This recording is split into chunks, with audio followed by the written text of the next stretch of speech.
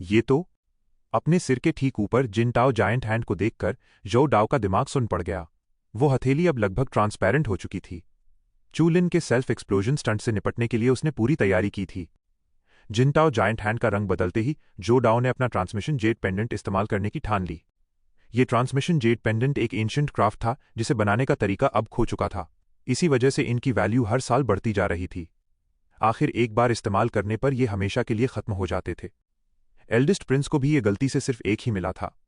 उसे लगा कि वो खुद इसे इस्तेमाल नहीं कर पाएगा, इसलिए आधा महीना पहले उसने इसे जो डाओ को दे दिया था ताकि चू लिन उसकी जगह ना ले सके। पर उसके सिर के ऊपर मंडराता जिनटाओ जायंट हैंड चू लिन की सिल्वर और व्हाइट वैनिशिंग एनर्जी से बिल्कुल अलग था। क्या उसे सच में खुद को जमीन पर ट्रांसफर कर लेना चाहिए? जो डाओ गहरे डायलेमा में फंस गया। उसके सिर के ऊपर हो रहा एनर्जी चेंज बहुत अजीब था, लेकिन ट्रांसमिशन जेड पेंडेंट की कोई कीमत नहीं लगा सकता था। अगर वो इसे बचा लेता तो बाद में इसके बदले ढेर सारे कल्टीवेशन रिसोर्सेज हासिल कर सकता था। जो डाओ ने अपनी आंखें सिकोड़ी। उसकी रिएक्शन एबिलिटी अभी भी एक तियानक्वान स्टेट के फाइटर के मुकाबले वीक थी। उसने मन ही मन सोचा कि जब तक जान पर बात नहीं आ जाती तब तक वो इस जेड पेंडेंट को बचाकर रखेगा। जो डाओ ने अपनी हथेलियां ऊपर की तरफ कीं। वो अपने जूइंग गोल्डन बॉडी के डिफेंस से सिर पर गिरे उस जायंट हैंड को पीछे धकेलने की कोशिश करने लगा। ये जूइंग golden body ominous yuan star की एक यूनिक स्किल थी। दिक्कत सिर्फ इतनी थी कि उसकी अपनी एबिलिटी अभी कम थी और वो इस स्किल की पूरी ताकत का इस्तेमाल नहीं कर सकता था, वरना उसे छू लिन के इस अटैक की रत्ती भर भी परवाह नहीं होती। छू लिन ने मजाक उड़ाते हुए कहा कि अब सब खत्म हो गया। एक जोरदार धमाका हुआ। स्पिरिचुअल एनर्जी से बना वो जिनटाओ जायंट हैंड अचानक दरक गया। उस खतरनाक स्पिरिचुअल इंपैक्ट ने सीधे जो डाओ के सिर में छेद कर दिया। उसकी आंखों के आगे अंधेरा छा गया और पुतलियां फैल गईं। वैनिशिंग लाइट गो। आसमान से एक सिल्वर और व्हाइट रंग की किरण नीचे गिरी। जो डाओ को थोड़ा होश तो आया, पर उसकी बॉडी पूरी तरह सुन्न पड़ चुकी थी। वो हिल भी नहीं पा रहा था। सिर के ठीक ऊपर वैनिशिंग एनर्जी मौत बनकर मंडरा रही थी। उस डिस्ट्रक्टिव पावर के डर से उसका पूरा शरीर कांप उठा। वो अपना हाथ बढ़ाकर जेड पेंडेंट को पकड़ना चाहता था। उसके हाथ में हल्की सी हरकत हुई, पर उन 3 सेंटीमीटर्स की दूरी को पार करना उसे किसी पहाड़ चढ़ने जैसा लग रहा था। मैं मारा जाऊंगा, हिल जा हिल जा। उसने अपनी पूरी ताकत लगा दी। जान की बाजी लगाने के बाद भी जो डाओ का हाथ 1 सेंटीमीटर से भी कम खिसका और तभी वैनिशिंग थंडर सीधे उसके सिर पर आ गिरी।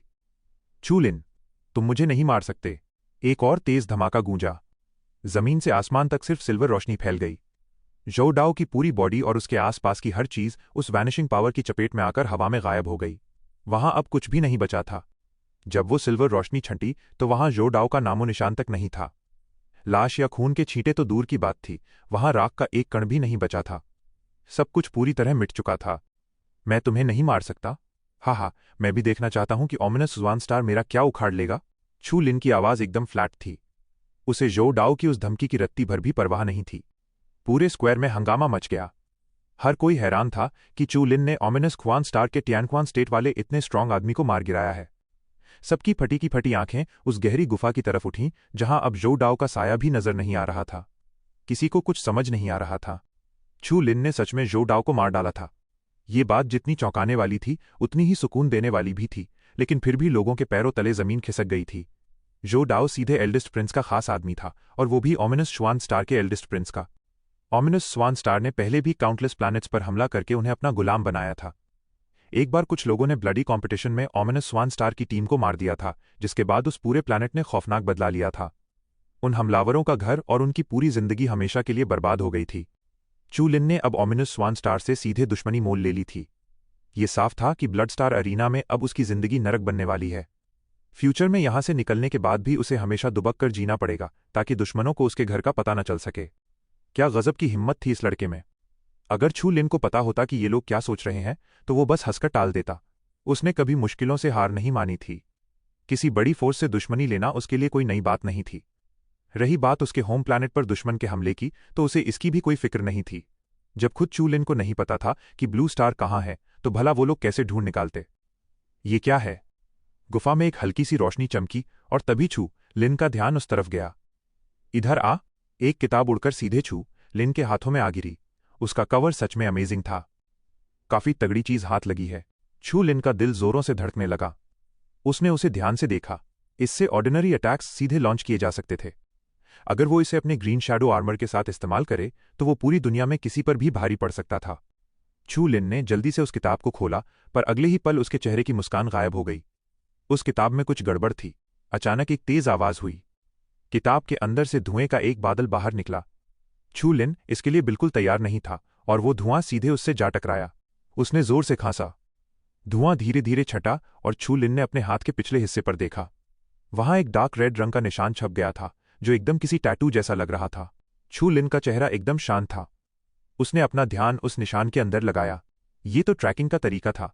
कोई भी इस निशान के जरिए उसकी लोकेशन का पता लगा सकता था। ये बात तो तय थी कि इन बड़ी पावर्स की स्किल्स को चुराना इतना आसान नहीं होता। जिन ताओ जुए और खास तौर पर इस जूइंग गोल्डन बॉडी के मामले में भी यही सच था। चू लिन ने तुरंत अपने जीन पैनल को उस रेड स्ट्रीक जीन एनर्जी को अब्जॉर्ब करने का कमांड दिया। पर यह जीन एनर्जी बहुत जिद्दी थी। हालांकि इससे उसे कोई सीधा नुकसान नहीं था, लेकिन जीन एक्सट्रैक्शन से इसे बाहर निकालना भी बेहद मुश्किल काम था। ये थोड़ी मुसीबत वाली बात है। जो डाओ की मौत के बाद उसके आसपास खड़े शिंगू के लोग इधर उधर भागने लगे। वो सब अपनी जान बचाकर ऐसे भागे कि कुछ ही देर में वो पूरी जगह खाली हो गई। चू लिन का उन्हें मारने का कोई इरादा नहीं था। उन लोगों से उसे कोई खतरा नहीं था, और वैसे भी जो डाओ की मौत का सच अब छुपने वाला नहीं था।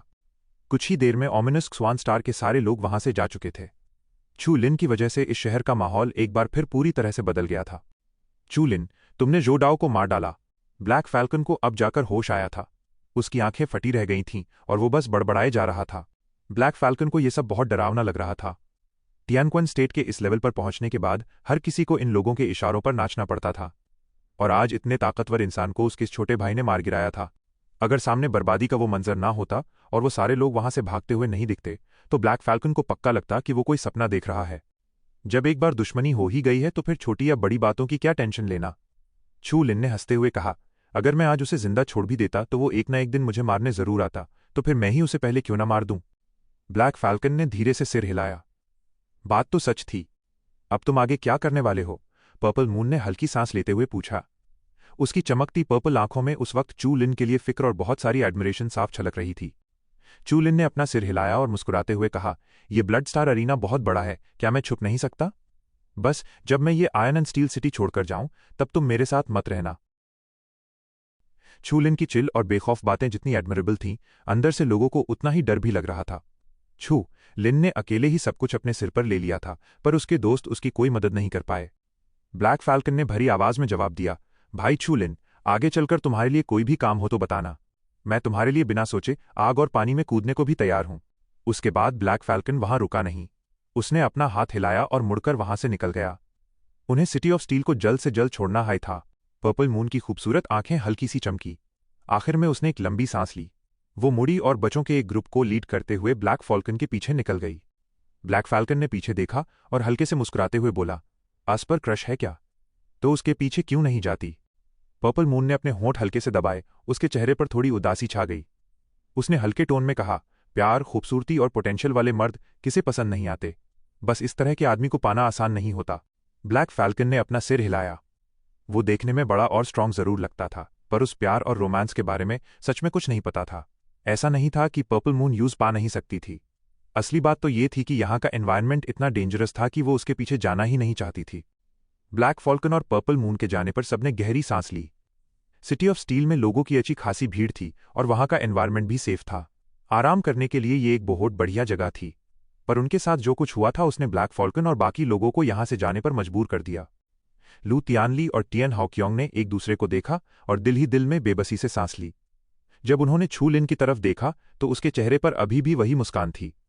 उसके अंदर ओमिनस स्वान स्टार का थोड़ा सा भी डर नहीं था। उसका ये फ्री और चिल एटीट्यूड देखकर उन्हें सच में बहुत हैरानी हुई। अगर छू लिन सच में ओमिनस स्वान स्टार की प्रॉब्लम को सॉल्व कर लेता तो आगे चलकर चाहे जो भी हो, कम से कम अभी के लिए उसकी रेपुटेशन बहुत बढ़ जाएगी। शायद स्टार मर्सनरी कॉर्प्स और यूनिवर्स के ईविल सेक्ट की नज़र भी यूएस पर पड़ जाए। टैब तो ये ड्रैगन सीधे आसमान में उड़ेगा।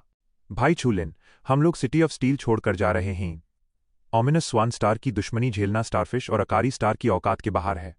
लू तियानली और टियान हाओक्योंग ने माफी मांगी और फिर दर्जनों लोगों को लेकर वहां से निकल गए। छू लिन यूएस स्क्वायर में खड़ा था। उसके आसपास काफी खाली जगह थी और उसके चेहरे पर एक हल्की सी मुस्कान थी। उसकी आंखों की चमक आसमान की तरह तेज थी। तुम लोग विशियस और क्रूएल हो तो क्या हुआ? बाकी लोग तुमसे डरते होंगे, पर छू लिन किसी से नहीं डरता। मैं तुम्हारी हर ट्रिक का सामना करूंगा। पहाड़ की चोटी पर एक छोटा सा पवेलियन बना हुआ था। कुछ लोग पहाड़ पर चढ़े और यूएस पवेलियन के अंदर गए। अन लोगों का लीडर कोई और नहीं बल्कि ओमिनस स्वान स्टार का एल्डेस्ट प्रिंस था, जिसका अंडरग्राउंड पैलेस के में हॉल में छूलिन के साथ पंगा हुआ था। एल्डेस्ट प्रिंस, वो चारों लड़के सच में बहुत अनोइंग हैं। इतने दिन हो गए पर हमें उनका एक भी बंदा नहीं मिला। एल्डेस्ट प्रिंस के पीछे खड़े एक आदमी ने चिढ़ते हुए कहा। एल्डेस्ट प्रिंस ने गुस्से से फ्राउन किया। वो ब्लडी स्टोन चूलिन के हाथ लग गया था, पर वहां और कोई नहीं मिला। अगर यूएस लड़के को पकड़ना था तो शुरुआत उसके दोस्तों से ही करनी पड़ती, लेकिन इतनी देर ढूंढने के बाद भी कोई फायदा नहीं हुआ था। जुआंग होंग और बाकी 3 लोग इतनी गहराई में छुपे द कि ओमिनस स्वान स्टार के सारे लोगों को लगा देने के बाद भी उनका कुछ पता नहीं चला। ये क्या है? जब एल्डेस्ट प्रिंस ध्यान लगा रहा था तभी उसकी कमर पर बंधे जेट पेंडेंट से लाइट की एक किरण बाहर निकली। उसके पीछे खड़े लोगों ने जल्दी से यूज सैल्यूट किया। Eldest prince Zhou Dao city of steel में मारा गया। हवा में यूएस लाइट ने एक शैडो का रूप ले लिया जो उन्हें ऊपर से देख रही थी। एल्डेस्ट प्रिंस ने अचानक अपनी आंखें खोलीं। उसने थोड़ा सा फ्राउन किया और उसकी आवाज बहुत ठंडी थी। क्या ये छू लिन का काम है? हाँ, वही है। अस लाइट और शैडो ने गुस्से में स्नॉट किया और उसकी किलिंग इंटेंशन सैकड़ों मील तक फैल गई। जब से हम पावरफुल स्टार बने हैं तब से किसी की हिम्मत नहीं हुई कि वो हमारे लोगों को हाथ भी लगाए। और तो और इस लड़के ने लेट स्टेज टियानक्वन एरिया के एक फाइटर को मार दिया। वो आगे चलकर रिटर्न टू शुआनजिंग रेल्म तक पहुंच सकता था। वो हरामी बहुत लालची है। उसने जूइंग गोल्डन बॉडी में छुपाई गई ब्रांड को एक्टिव कर दिया है। तुम सीक्रेट मेथड यूज करके उसकी लोकेशन का पता लगाओ। एल्डेस्ट प्रिंस, इस आदमी को रास्ते से हटाना ही होगा और यूएस ब्लडी स्टोन पर हमारे ओमिनस स्वान स्टार का कंट्रोल होना चाहिए। उसकी आवाज में एक लाया थी। अस कमीने की स्पिरिट बहुत स्ट्रांग है। लेट स्टेज टियानक्वन टेरिटरी की उसकी फाइटिंग पावर कोई आम बात नहीं थी। आगे आने वाले खतरे से निपटने के लिए मैं तुम्हारी मदद के लिए शैडो हैंड्स को भेजूंगा। एल्डेस्ट प्रिंस ने हल्का सा फ्राउन किया और फिर उसकी आंखों में गुस्सा भर गया। छू लिन, तुम्हारी हिम्मत की दाद देनी पड़ेगी। वो छू लिन से दोबारा मिलने के लिए बेचैन था। वो देखना चाहता था कि ये लड़का तब कितना पैनिक करता है। इस ब्लड स्टार अरेना में पावरफुल प्लैनेट्स ऐसी हार बर्दाश्त नहीं कर सकते थे। ब्लड डीमन स्टार का टाइटल पाने वाले बहुत से कॉम्बेटिव स्टार्स भी यहां अपनी धांसू पावर दिखाते थे। ऐसे डेंजरस लोगों के बीच इज्जत कमाना कोई आसान काम नहीं था। और इन सारे ब्लड डीमंस में सबसे ज्यादा खूंखार ओमिनस स्वान स्टार वाले हाइदर। आखिर उनकी ग्रोथ का रास्ता वीक प्लैनेट्स की बर्बादी से होकर गुजरता था। हर तरफ हरे हुए लोगों की लाशें बिछी थी जिन्होंने इन्हें ऐसी खौफनाक रेप्यूटेशन दी थी। ओमिनस स्वान स्टार से दुश्मनी लेने का मतलब मौत को बुलाना था, खासतौर पर जब कुछ दिन पहले ओमिनस स्वान स्टार ने एक वीक होते हुए ब्लड डीमन स्टार पर हमला किया था। उसके बाद से लोगों के दिलों में इनका डर और भी ज्यादा गहरा हो गया था। इसीलिए जब सिटी ऑफ स्टील में किसी ने लेट स्टेज तियांक्वान के स्टार फाइटर को मार गिराया तो प्योर ब्लड स्टार अरेना में एक भयानक हंगामा और तहलका मच गया। किसी ने सपने में भी नहीं सोचा था कि इस ब्लड स्टार अरेना में किसी के अंदर ओमिनस स्वान स्टार के लोगों पर हाथ उठाने की हिम्मत होगी। ये सीधे तौर पर ओमिनस स्वान स्टार के मुंह पर तमाचा मरने जैसा था और सब जानते थे कि इसके बाद उनका खौफनाक बदला शुरू होगा। भले हाई ओमिनस स्वान स्टार से बड़ी और पावरफुल फोर्सेज यहां मौजूद थी, पर इस एरिया में ऐसी बहुत कम स्टार फोर्सेज थी जो उन्हें घुटने टेकने पर मजबूर कर सकती थी। जब पूरा ब्लड स्टार ईस्ट रीजन चूलिन की हिम्मत की बातें कर रहा था, टैब इस पूरे हंगामे के सेंटर में रहने वाला चूलिन पहाड़ों में छुपा बीता था। वो बाहर की सारी बेकार न्यूज से खुद को दूर रख रहा था। पहाड़ के एक गहरे झरने के पास चूलिन एक बड़े से पत्थर पर आंखें बैंड किए बैठा था। उसके सामने रखे एग्जॉटिक एनिमल मटेरियल्स तेजी से गायब हो रहे थे। उसकी बॉडी की जीन एनर्जी किसी लहर की तरह उछल रही थी। आसमान में हवा का बहाव तेज हो गया था और चारों तरफ की फ्री एनर्जी उसके चैनल्स और एक्यूपॉइंट से होते हुए उसकी बॉडी में अब्जॉर्ब हो रही थी। एक हफ्ते की लगातार प्रैक्टिस के बाद छू लिन ने अचानक अपनी आंखें खोली। उसकी आंखें बिजली की किरण की तरह चमक रही थीं और उसके चेहरे पर एक हल्की सी मुस्कान आई। Middle stage तियांक्वान। उसकी कॉम्बैट इफेक्टिवनेस पहले से बहुत बढ़ गई थी, पर इस लेवल पर आने के बाद छू लिन को लेट स्टेज तियांक्वान का फासला और ज्यादा लंबा लगने लगा था। असली तैयारी करते वक्त छू लिन को सच में रिसोर्सेज की इंपॉर्टेंस का एहसास हुआ और उस समझ आने लगा कि वो जीटीज कैंप में क्यों रुका था। उसने यूएस वक्त अकेले फाइटर्स से उनका तियांक्वान कोएगुलेंट क्यों चीना था। बिना 10,000 यूनिट्स तियांक्वान कोएगुलेंट के कोई भी लेट स्टेज तियांक्वान रेल्म तक नहीं पहुंच सकता था। अगर थोड़े बहुत रिसोर्सेज के साथ किसी तरह लेट स्टेज तियांक्वान में पुश कर भी दिया तो वीक फाउंडेशन की वजह से फॉल्स मिस्ट्री ऑफ तियांक्वान और रिटर्न टू एक्सविंजिंग तक पहुंचना बहुत मुश्किल हो जाएगा। ये बिल्कुल किसी बिल्डिंग की फाउंडेशन जैसा था। आप शुरू में जितने ज्यादा रिसोर्सेज लगाओगे, आगे चलकर वो बिल्डिंग यूटीएनआई हाई ज्यादा स्पेक्टैक्युलर और बड़ी बनेगी। कहा जाता है कि सिर्फ मेटाफिजिकल रेल में रिटर्न करने वाले को ही बाहर की दुनिया एक सच्चा कॉस्मिक ह्यूमन मानती थी। इसीलिए छू लिन ने अभी से तियांक्वान रेल्म के आखिरी स्टेज पर पूरी ताकत झोंक देने का सोच लिया था। बस सवाल ये था कि इतने रिसोर्सेज आएंगे कहां से। चाहे ब्लड क्रिस्टल हो या तियांक्वान कोंगजियांग, ये चीजें बस किस्मत से मिलती हैं। अगर तुम्हें ब्लड स्टार पर मौजूद जायंट एलियन एनिमल्स का शिकार करना है तो खुद ही मैदान में उतरना होगा। सबको पता था कि ब्लड क्रिस्टल कितनी काम की चीज है। सारी बड़ी फोर्सेस पागलों की तरह एग्जॉटिक एनिमल्स को ढूंढकर उनका सफाया करने में लगी थीं। चूलिन ने थोड़ी देर सोचा और फिर तय किया कि वो ऑमिनस स्वान स्टार वालों पर ही फोकस करेगा। लोग रातों रात ऐसे ही अमीर नहीं बन जाते। ऑमिनस स्वान स्टार वाले वैसे भी बुरे लोग थे जो हर जगह से रिसोर्सेज लूट रहे थे। अगर कोई उनके हाथों से रिसोर्सेज छीन ले तो वो कुछ नहीं कर पाएंगे। अगर वो अच्छे से कोई ट्रैप बिछाए और ऑमिनस ग्वान स्टार के लोगों के आने का वेट करे तो एक ही झटके में उसे ढेर सारे रिसोर्सेज मिल जाएंगे। छू लिन की आंखों में एक खतरनाक चमक आ गई। डर का तो उसके दिमाग में कोई ख्याल ही नहीं था। जब उसके साथ टीममेट्स थे तब उसे थोड़ा बहुत सोचना पड़ता था, पर अब वो बिल्कुल अकेला था। अब उसे जो मन करेगा वो बेझिझक करेगा। उसकी बॉडी में लगा वो मार्क अभी तक पूरी तरह से मिटा नहीं था। इसका इस्तेमाल शिकार को अपने पास बुलाने के लिए किया जा सकता था। ऑमिनस स्वान स्टार वालों, अब तुम लोग अपनी बर्बादी का इंतजार करो। छू लिन के ये फैसला लेते ही शिकारी और शिकार दोनों की जगहें पूरी तरह बदल गईं। अब इस खेल के आखिर में कौन हंसने वाला था ये किसी को नहीं पता था। घने पहाड़ों के बीच गहरे साये फैले हुए थे। बादलों और कोहरे ने पहाड़ों को किसी सफेद चादर की तरह ढक रखा था, जिससे आगे का नजारा बिल्कुल साफ नहीं था। चोटियां एक साथ जुड़ी हुई थीं और उनकी ढलानें किसी उड़ते हुए ड्रैगन की तरह लग रही थीं। इन पहाड़ों में अनगिनत स्ट्रेंज एनिमल्स छुपे हुए थे। चू लिन एक ऊंचे बोल्डर पर बैठा था। तेज हवाएं चल रही थीं, पर उसकी बॉडी जरा भी नहीं हिल रही थी। हवा में एक सरसराहट हुई। पहाड़ों के बीच एक ब्लैक बीस्ट अपने पंख फड़फड़ा रहा था। कोहरे के पीछे छुपकर उसकी लाल खूनी आंखों ने बोल्डर पर बैठे उस लड़के को टारगेट कर लिया था। मो यू मिंग लायन। ये एक रेयर शेर था जो झुंड में नहीं रहता था और अपने इलाके को लेकर बेहद स्ट्रिक्ट था। हर तरह का शिकार करने की वजह से ब्लड स्टार पर इसका अच्छा खासा खौफ था। इस स्ट्रेंज बीस्ट की ताकत कोई कम नहीं थी। इसकी वाइटैलिटी को देखकर साफ पता चल रहा था कि ये लू टियानली जैसे मिडिल स्टेज टियानक्वान के स्ट्रॉन्ग फाइटर्स के बराबर था। ये किसी भी आम जायंट बीस्ट से कहीं ज्यादा ताकतवर था। वो ब्लैक फेदर लायन अपने पंख फड़फड़ाते हुए आसमान में मंडरा रहा था। उड़ते वक्त उसके काले पंख हल्के से कांप रहे थे। वो हवा के बहाव के साथ इस तरह मैच कर रहा था कि उसके उड़ने की जरा सी भी आवाज नहीं आ रही थी। एक असैसिन जैसा ये स्ट्रेंज बीस्ट सच में बहुत डरावना था। यहां तक कि लेट स्टेज टियानक्वान के स्ट्रॉन्ग फाइटर्स भी इससे उलझना पसंद नहीं करते थे। बादलों में छुपा वो मो यू मिंग लायन काफी देर से चू लिन पर नजर रखे हुए था। 10 मिनट से ज्यादा देखने के बाद वो मो यू मिंग लायन अचानक नीचे की तरफ खिसका और सीधे चू लिन पर झपट पड़ा। इतनी स्पीड होने के बाद भी वो बिल्कुल शांत था। मो यू मिंग लायन की स्पीड बहुत तेज थी। पलक झपकते ही वो छू लिन के ठीक ऊपर आ गया। उसके नुकीले पंजे किसी ठंडे मेटल की तरह चमक रहे थे। उसका एक पंजा सीधे छू लिन के सिर की तरफ बढ़ा। अगर वो पंजा सिर पर लग जाता तो उसकी खोपड़ी वहीं फट जाती। हवा में एक तेज कटने की आवाज गूंजी। जैसे ही मो यू मिंग लायन चू लिन को छूने वाला था, एक जायंट गोल्डन हैंड ने उसके काले पंखों को जोर से दबोच लिया। दर्द के मारे वो वहां से भाग भी नहीं पा रहा था। वो दर्द से चीख पड़ा। उस ब्लैक फेदर लायन ने जोर से दहाड़ लगाई। उसने अपने पंख तेजी से फड़फड़ाए और उसके काले पंख टूटकर नीचे गिरने लगे। Dark fire explosion. वो गोल्डन जायंट हैंड अचानक पर्पल और ब्लैक डार्क फ्लेम में बदल गया और हवा में जोरदार धमाका हुआ। मिडिल स्टेज टियानक्वान के एग्जॉटिक एनिमल्स अपने पंखों की एनर्जी आइसोलेशन से इस डार्क फ्लेम को रोक सकते थे, पर घबराहट में उस शेर का मुंह खुल गया और वो आग सीधे उसके पेट में घुस गई। कुछ ही पलों में उसकी तड़पकर मौत हो गई और वो धड़ाम से जमीन पर आ गिरा। उस ब्लैक फेदर हेल लायन की बॉडी से खून जैसी लाल धुंध बाहर निकलने लगी। चू लिन ने अपना हाथ आगे बढ़ाया और एक नाखून के साइज का ब्लड क्रिस्टल सीधे उसके हाथ में आ गिरा। ब्लड स्टार की ये बात मुझे बहुत पसंद है। किसी भी बीस्ट को मारो और ढेर सारे ब्लड क्रिस्टल्स निकाल लो। छू लिन को प्रैक्टिस करते हुए एक और हफ्ता बीत चुका था। अपनी बढ़ती ताकत के साथ उसे जीन पैनल और सोर्स ऑफ एक्सटिंक्शन में कुछ सीक्रेट बदलाव महसूस हो रहे थे, पर उसे समझ नहीं आ रहा था कि वो क्या है। इन लोगों की स्पीड बहुत स्लो है। आधा महीना बीत गया और ये लोग अभी तक मुझे नहीं ढूंढ पाए। छू लिन एक ही जगह पर नहीं टिका था। ऐसा दिखाने के लिए कि वो भाग रहा है, उसने कई बार अपनी ट्रेनिंग वाली जगह बदली थी। दुश्मनों को ट्रैकिंग में मदद करने के लिए उसने कई जगह बॉनफायर के निशान भी छोड़े थे, पर इसके बावजूद उसका पीछा करने वाले अभी तक नहीं आए थे। अब उन्हें आ जाना चाहिए। छू लिन ने पहाड़ों की तरफ देखा।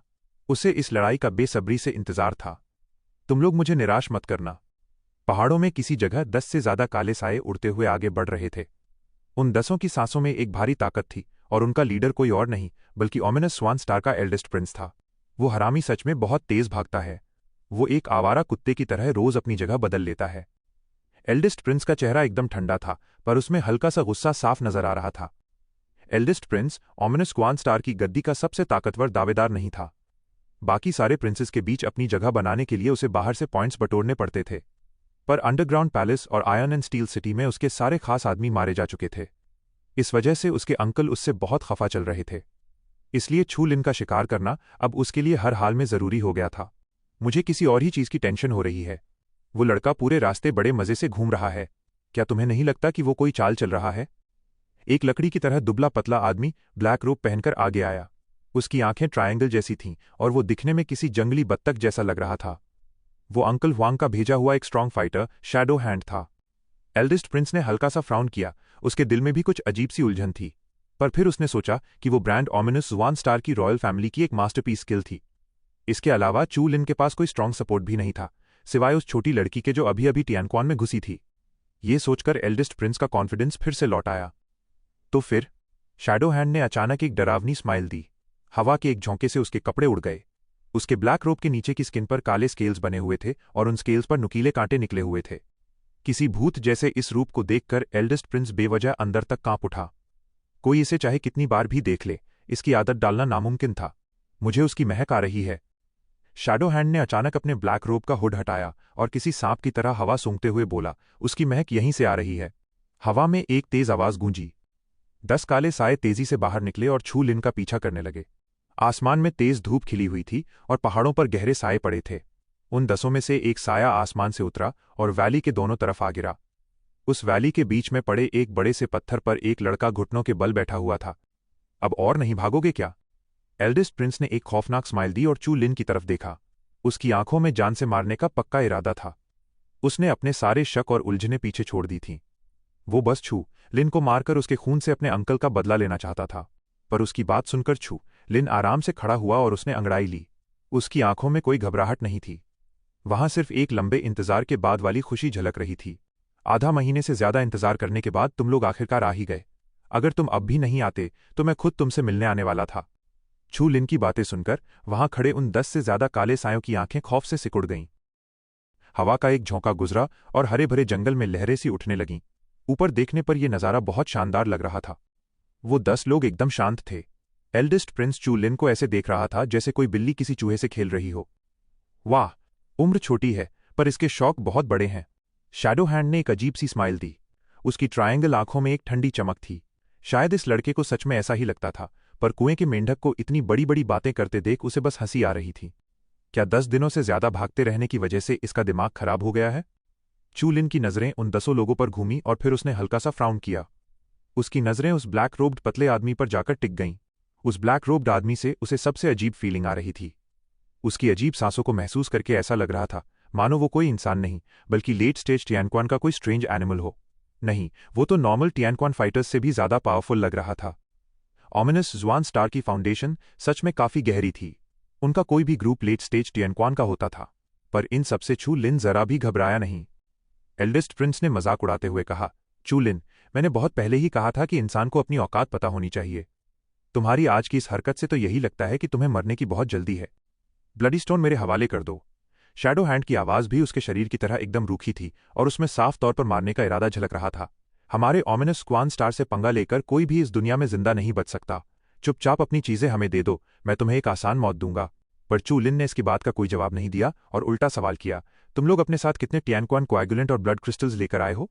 तुम्हारे पास कौन कौन सी सीक्रेट्स और मैजिक वेपन्स हैं? छू लिन के इन सवालों ने उन 10 लोगों को हैरान कर दिया। कुछ पल सोचने के बाद उन्हें अचानक छू लिन की बात का मतलब समझ में आ गया। ये लड़का सच में खुद को शिकारी समझ रहा था। वो उन सबको मारकर उनके रिसोर्सेज लूटना चाहता था। लड़के, इतनी घटिया हरकत करने के बाद भी तेरी हिम्मत की दाद देनी पड़ेगी, शैडो हैंड ने हंसते हुए कहा, पर अफसोस, तेरी उम्र बहुत छोटी है। एल्डेस्ट प्रिंस की आंखों में गुस्सा भर आया। ये लड़का सच में उनके खिलाफ चाल चल रहा था। इसकी इतनी हिम्मत।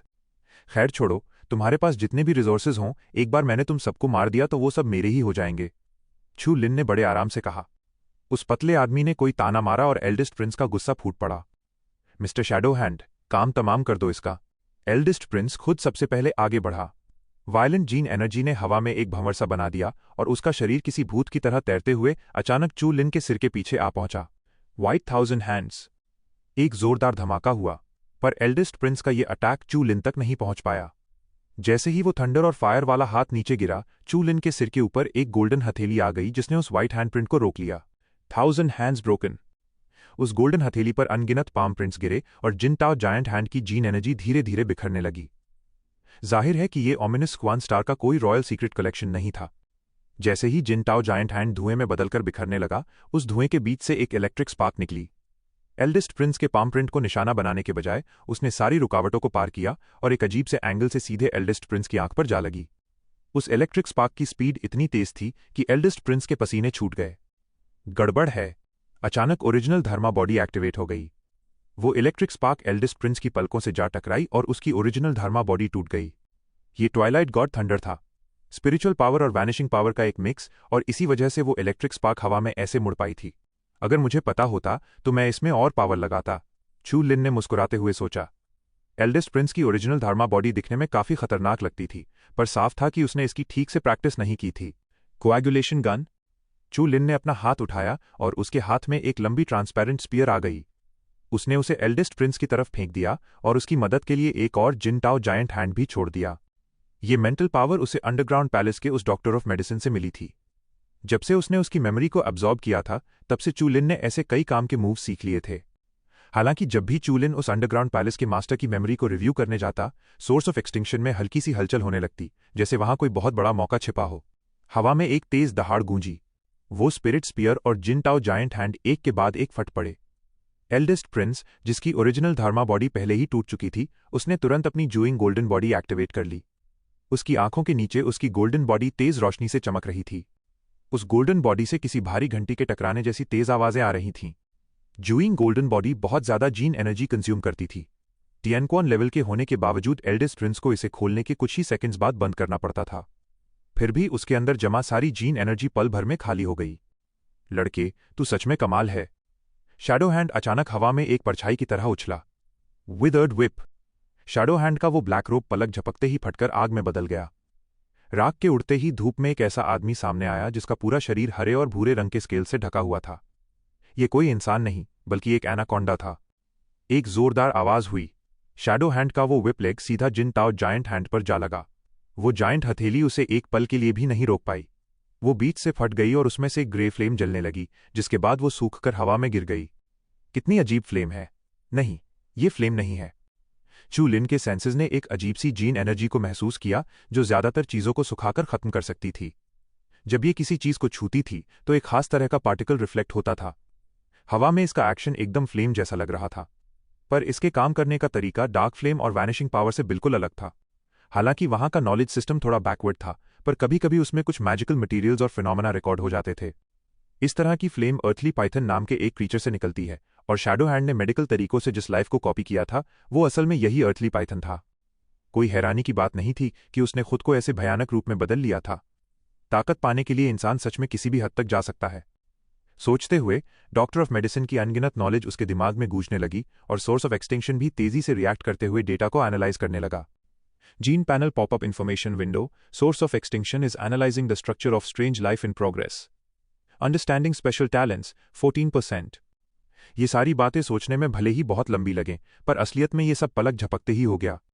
शैडो हैंड का विप लेग जिनटाओ जायंट हैंड को चीरते हुए सीधा चू लिन के सिर की तरफ बढ़ा।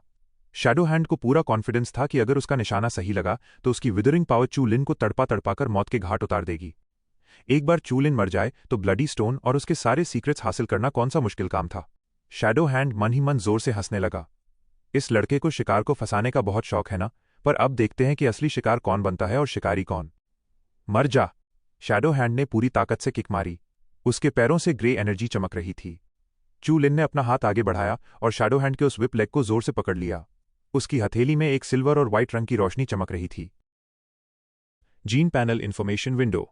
The source of extinction is analyzing the structure of strange life in progress. In understanding special talents 47%. Eldest Prince की आंखों में एक चमक थी। शैडो हैंड कोई आम टिएनक्वान स्टेट के लेट स्टेज का फाइटर नहीं था। वो आज किसी भी वक्त फॉल्स मिस्ट्री ऑफ टिएनक्वान में कदम रख सकता था। लेकिन फ्यूचर में बेहतर डेवलपमेंट के लिए शैडो हैंड ने टिएनक्वान रेल्म के लेटर स्टेज में ही रुकना बेहतर समझा, ताकि वो खुद के लिए और ज्यादा पोटेंशियल जमा कर सके। सच कहा जाए तो शैडो हैंड आम लोगों की तरह कोई वॉरियर नहीं था। वो बायोलॉजी का एक मास्टर था जो मार्शल आर्ट्स कल्टीवेट करता था। उसका वो खूंखार स्नेक अपीयरेंस ही उसकी सबसे बड़ी अचीवमेंट थी। लेजेंडरी बीस्ट वर्ल्डली पाइथन के साथ मिलकर शैडो हैंड को गजब की स्ट्रेंथ मिल गई थी, और अपने लेवल में उसे हराना लगभग नामुमकिन था। एल्डेस्ट प्रिंस ने अपने आसपास खड़े 9 लोगों पर चिल्लाकर कहा, सबके सब एक साथ आ जाओ। आखिर 10 लोग मिलकर एक शानदार अरे बना रहे थे। उस अरे के बिल्कुल बीचों बीच चू लिन खड़ा था। चू लिन को अपने हाथ से अटैक रोकते देख शैडो हैंड खुद को हंसने से नहीं रोक पाया। लड़के, तुझे तो पता भी नहीं चलेगा कि तू कैसे मारा गया। अगले ही पल विदर्ड फायर और भी ज्यादा भड़क उठी।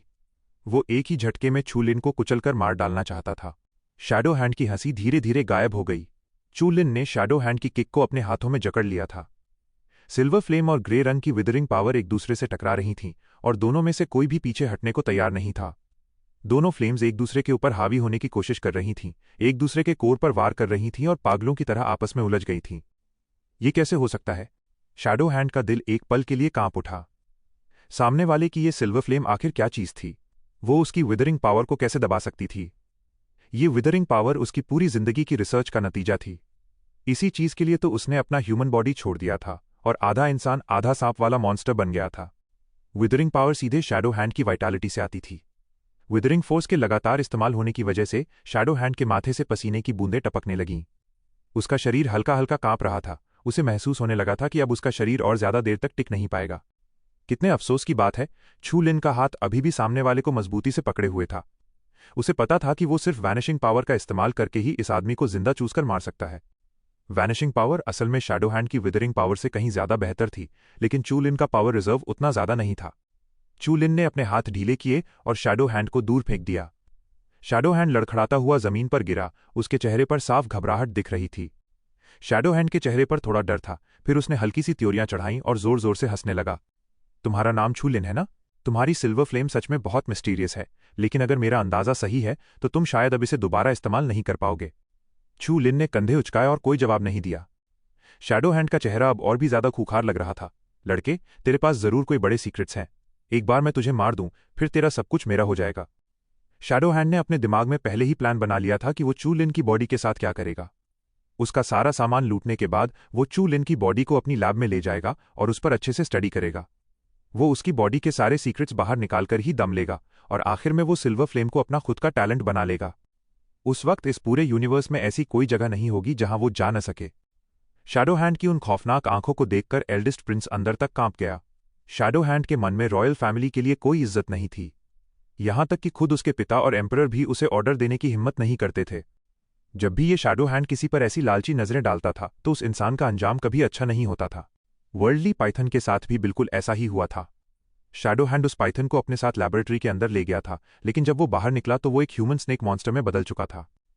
एल्डेस्ट प्रिंस डर के मारे यही सोच रहा था कि क्या शैडो हैंड का इरादा सच में चू लिन को लैबोरेटरी में फेंककर उस पर स्टडी करने का है।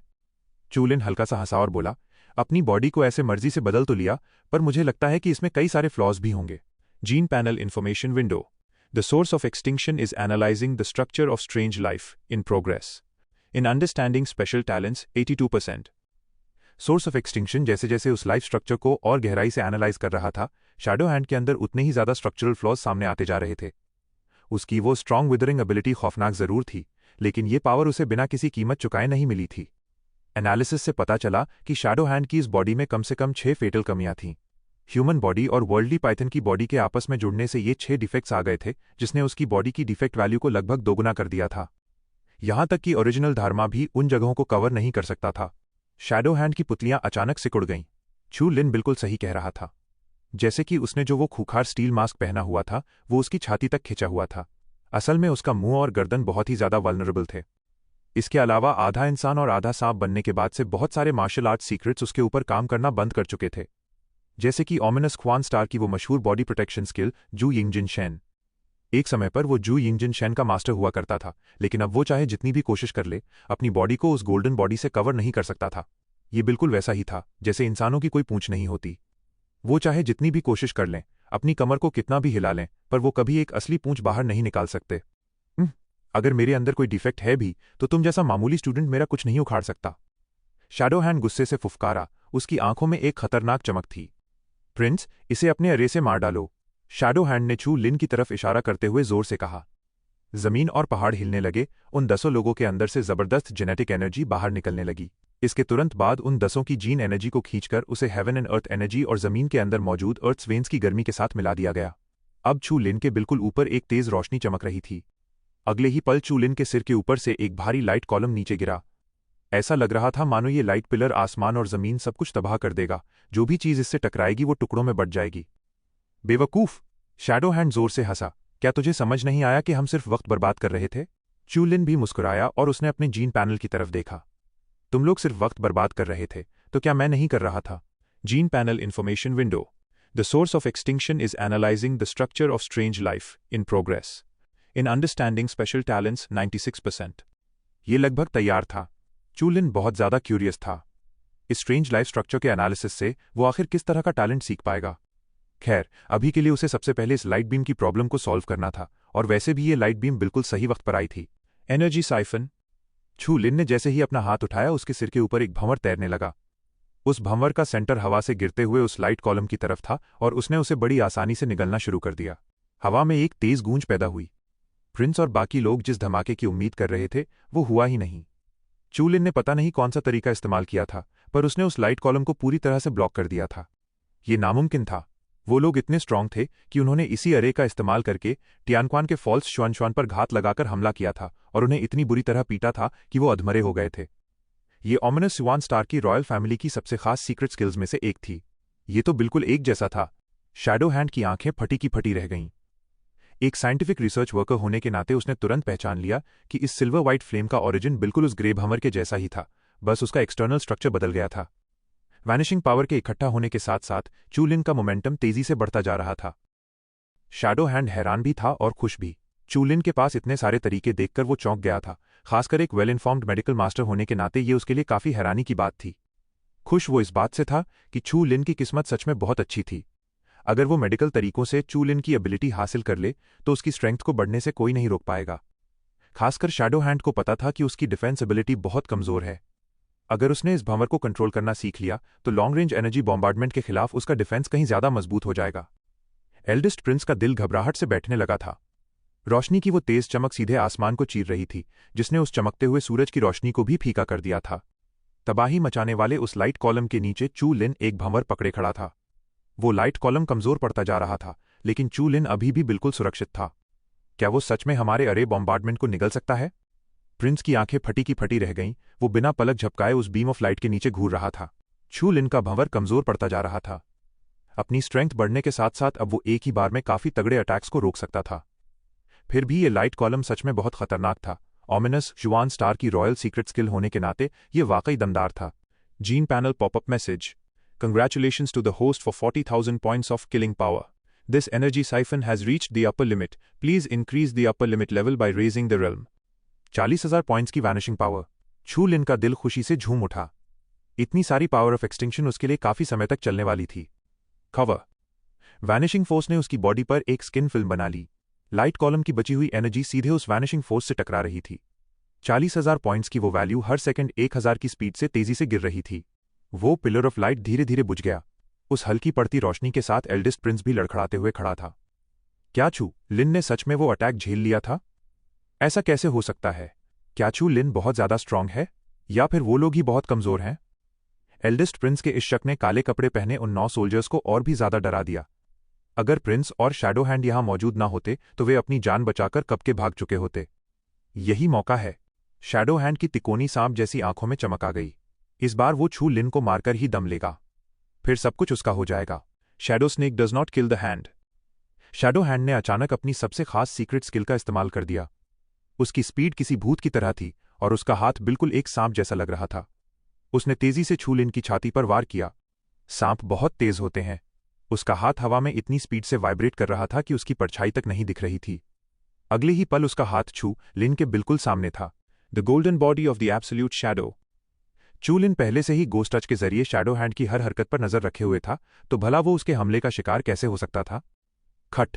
शैडो हैंड ने चू लिन की छाती पर वार किया। उसकी ग्रीन शैडो आर्मर उस हमले को पूरी तरह से रोक नहीं पाई और उसमें एक हल्का सा कट लग गया, जिससे चू लिन की गोल्डन स्किन बाहर दिखने लगी। इस लड़के ने सच में गोल्डन बॉडी सीख ली थी। जब शैडो हैंड ने चू लिन की इन्फॉर्मेशन निकलवाई थी तो उसे पता चला था कि चू लिन की लर्निंग एबिलिटी इतनी तेज है कि वो किसी जादू जैसी लगती है। ये किसी आम इंसान की एबिलिटी तो बिल्कुल नहीं हो सकती थी। चू लिन के पास जरूर कोई सीक्रेट्स होंगे। उसके पास बहुत सारे सीक्रेट्स हैं। वो विदरिंग फोर्स उसकी गोल्डन छाती के आर पार जाने लगी। जूइंग की बॉडी भारी अटैक्स के खिलाफ जबरदस्त प्रोटेक्शन देती थी, लेकिन इस अजीब सी एनर्जी से निपटने का उसके पास कोई तरीका नहीं था। लड़के, अब तू मेरी विदरिंग पावर की चपेट में आ चुका है। अब मैं भी देखता हूं कि तू क्या कर सकता है। शैडो हैंड ने खुखार तरीके से दांत दिखाते हुए कहा। एल्डेस्ट प्रिंस की आंखों में एक चमक आ गई। इस विदरिंग पावर के आगे ये लड़का पक्का मारा जाएगा। वो 10 परछाइयां एक के बाद एक हंसने लगीं, जैसे उन्होंने बाजी जीत ली हो। छू लिन ने एक ठंडी मुस्कान दी। Vanishing power, gene extraction. Power of death ने बिजली की तेजी से उस विदरिंग पावर को चारों तरफ से घेर लिया। अगर वो ऐसा नहीं करती तो वो एनर्जी शरीर के अंदर घूमकर उसके इंटरनल ऑर्गन्स को तबाह कर देती। इसके बाद जीन एक्सट्रैक्शन ने उस बाहरी एनर्जी को थोड़ा थोड़ा करके निगलना शुरू कर दिया। शैडो हैंड पागलों की तरह हंस रहा था, लेकिन जैसे जैसे वो बाहरी एनर्जी तेजी से खत्म हो रही थी, उसकी हंसी गायब होने लगी। अब उसे चू लिन की बॉडी में अपनी विदरिंग पावर महसूस ही नहीं हो रही थी। Gene panel information window. The source of extinction successfully analyzes the structure of strange life and has a new understanding of life system. Successfully comprehend new talent. Disintegrate force field, level 1. After the collapse force field is expanded, a closed space can be formed. In this space, all trapped people will be absorbed gene energy and integrated into the host body. After the host leaves the force field disappears. The duration increases as the realm increases. Upgrade will unlock more powerful capabilities. छू लिन अंदर ही अंदर चौंक गया। ये सच में civilisation का एक miracle था जिसके पास इतने खतरनाक फंक्शन मौजूद थे। लेकिन चू लिन जीन पैनल के इस कमाल से कहीं ज्यादा हैरान था। बिना जीन पैनल की मदद के भला वो एक स्मार्ट प्रॉप को इस हद तक कैसे इस्तेमाल कर पाता। छू लिन ने एक गहरी सांस ली और अपनी छाती में रुकी हुई हवा बाहर निकालकर भीड़ को घूरते हुए ठंडी आवाज में बोला, अब मेरी बारी है। Disintegrate force field. हवा में एक गूंज उठी। उन सभी लोगों को महसूस हुआ जैसे उन्हें एक काले गोल लाइट कर्टन ने घेर लिया हो। उस लाइट कर्टन के बाहर कुछ भी नहीं दिख रहा था और अंदर सिर्फ 100 मीटर्स की खाली जगह बची थी। इससे भी बुरी बात यह थी कि उन्हें अपनी बॉडी से जीन एनर्जी बाहर निकलती हुई महसूस हो रही थी। ये बिल्कुल वैसा ही था जैसे सर्दियों में ठंडी हवा सीधे चमड़ी पर लगती है। उनकी जीन एनर्जी तेजी से हवा में गायब हो रही थी और उनके चेहरे पीले पड़ते जा रहे थे। ये सब इस लड़के का किया धरा है। शैडो हैंड ने छू लिन को घूरा। अब उसके चेहरे पर वो घमंड और लालच बिल्कुल नहीं था, उसकी जगह सिर्फ घबराहट ने ले ली थी। जिनताओ जायंट हैंड। Mental change. छू लिन ने बिल्कुल भी वक्त बर्बाद नहीं किया। जब शैडो हैंड अभी भी सदमे में था, उसी पल उसका पारदर्शी हाथ शैडो हैंड के सांप जैसे स्केल्स वाले शरीर से जा टकराया। जोर का धमाका हुआ। वो मेंटल जायंट हैंड तुरंत फट गया और शैडो हैंड अपनी जगह पर जम गया। उसने अपनी जेनेटिक एनर्जी का इस्तेमाल करके उस मेंटल पैरालिसिस को तोड़ने की कोशिश की, लेकिन उसके पास ज्यादा जेनेटिक एनर्जी बची ही नहीं थी और जो थी वो भी उस अजीब सी फोर्स ने खींच ली थी। अब उसकी पूरी बॉडी आउट ऑफ कंट्रोल होने लगी थी। चू लिन ने अपनी एक उंगली उठाई और उसके पोरों पर एक सिल्वर स्पार्क चमकने लगा। शैडो हैंड अब हार चुका था और उसके पास खुद को बचाने का कोई तरीका नहीं था। चू लिन सिर्फ एक बार से शैडो हैंड का खेल खत्म कर सकता था। नहीं, शैडो हैंड ने खौफनाक आवाज में चिल्लाकर कहा। पीछे हटो, एल्डेस्ट प्रिंस ने बार बार चिल्लाते हुए कहा। वो अपने कमजोर शरीर को घसीटते हुए उस अंधेरे से बाहर भागने की कोशिश कर रहा था। धड़ाम। जब एल्डेस्ट प्रिंस की बॉडी उस डार्क कर्टन से गुजरी तो लगा जैसे उसका शरीर अंदर से खोखला हो गया हो। उस काले पर्दे ने उसकी बची खुची जीन एनर्जी को भी चूस लिया था। अगले ही पल एल्डेस्ट प्रिंस लाल मिट्टी में औंधे मुंह जा गिरा। बाकी 10 लोगों का भी यही हाल था। वो भागने में बहुत लेट हो गए थे। उनके अंदर इतनी जेनेटिक एनर्जी भी नहीं बची थी कि वो अपने शरीर को संभाल सकें। अपने स्टोरेज इक्विपमेंट बाहर निकालो। छू लिन ने बिना सोचे समझे हमला नहीं किया था। छपाक। स्नेक स्केल्स वाली उस छाती से लाल खून के छींटे उड़ने लगे। ये बस एक छोटा सा घाव था, लेकिन शैडो हैंड की हालत पहले से ही खराब थी। उसके शरीर में एक चेन रिएक्शन शुरू हो गया। वो जोर जोर से चीखने चिल्लाने लगा और दर्द के मारे जमीन पर तड़पते हुए लौटने लगा। उसके सांप जैसे स्केल्स बीच में से फट गए और उसका खून मांस बुरी तरह से जमीन पर बिखर गया। बायोलॉजिकल तरीकों से जबरदस्ती बनाया गया वो आधा इंसान और आधा सांप वाला शरीर जीन एनर्जी खत्म होते ही अपना बैलेंस खो बैठा। उसकी जीन चेन पूरी तरह से टूटकर बिखर चुकी थी। उसके शरीर से सांप के स्केल्स फटकर नीचे गिरने लगे और वो हरे रंग के स्केल्स बिल्कुल बेजान हो गए थे। उसके शरीर से सांप के स्केल्स फटकर नीचे गिरने लगे और वो हरे रंग के स्केल्स बिल्कुल बेजान हो गए। उन उखड़े हुए स्केल्स के नीचे भूरे रंग का उबलता हुआ खून और मांस था, जिसमें ताजे खून और मांस का कोई नामो निशान नहीं था। थोड़ी देर तक जमीन पर पागलों की तरह तड़पने के बाद शैडो हैंड मिट्टी में गिर गया और उसके बाद वो हिल भी नहीं पाया। उसके गले से हो की एक भारी और फटी हुई आवाज निकल रही थी। छू लिन पूरी तरह से हैरान था। उसने बिल्कुल उम्मीद नहीं की थी कि सिर्फ एक बार से शैडो हैंड का ब्लड और जीन इस तरह से कोलैप्स कर जाएगा। लेकिन उसे इस बात की कोई हैरानी नहीं थी कि शैडो हैंड जैसी बायोसिंथेसिस कभी भी परफेक्ट नहीं हो सकती थी।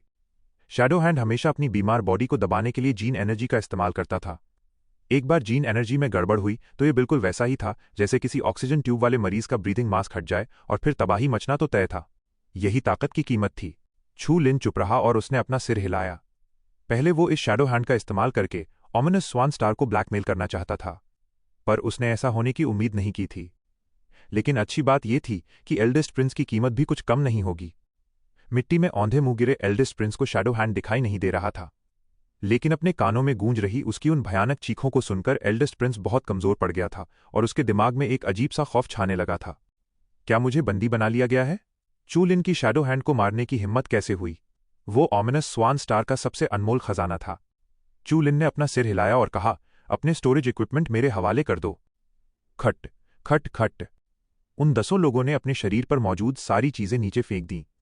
वो समझ चुके थे कि ये छू लिन बहुत ही निडर और पागल इंसान था और उनका नाम या रुतबा उसे डरा नहीं सकता था। छू लिन की नजरें उन बैग जैसी चीजों पर टिकी थीं। ये उनके ऑमिनस स्वान स्टार के स्टोरेज इक्विपमेंट थे। छू लिन ने एक एक करके उन्हें देखा और वो अपना मुंह चिढ़ाने से खुद को रोक नहीं पाया। उनका स्टोरेज स्पेस इतना छोटा था कि वो एक नैनो कंप्रेसर के 1/4 हिस्से के बराबर भी नहीं था। ये डेड ब्लड डीमन स्टार वाले भी पता नहीं कैसे लोग थे। कितनी शर्म की बात है। 1 दर्जन से ज्यादा स्टोरेज बैग्स की तलाशी लेने के बाद चू लिन को लगभग 20,000 यूनिट्स टियानक्वन कोंगजियांग मिला। ये नंबर अपने आप में बहुत बड़ा था, लेकिन चू लिन इससे बिल्कुल भी खुश नहीं था। इतना काफी नहीं था। चू लिन ने अंदाजा लगाया कि टियानक्वन रेल्म के लेटर स्टेज तक कल्टिवेट करने के लिए उसे कम से कम 80,000 यूनिट्स टियानक्वन कोंगजियांग की जरूरत पड़ेगी। उनके स्टोरेज बैग में कोई स्प्रिंग क्रिस्टल नहीं था और जो थोड़े बहुत ब्लड क्रिस्टल पड़े थे वो उसके किसी काम के नहीं थे।